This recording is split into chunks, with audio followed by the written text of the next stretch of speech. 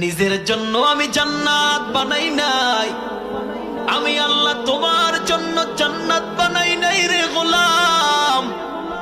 আমি আমার ইবলিসের সাথে ঘোষণা দিয়েছিলাম, আমার ইবলিস বারবার বারবার এই আদম সন্তানগুলোকে ধোঁকা দিবে, আর আমি আল্লাহর কদমে কপালটা লাগাইতে দেরি।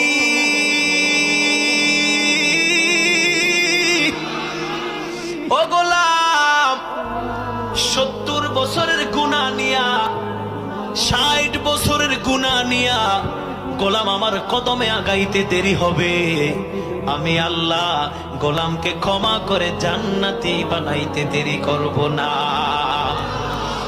জান্নাতি জান্নাতি জান্নাতি হতে চাই, ঠিক কিনা?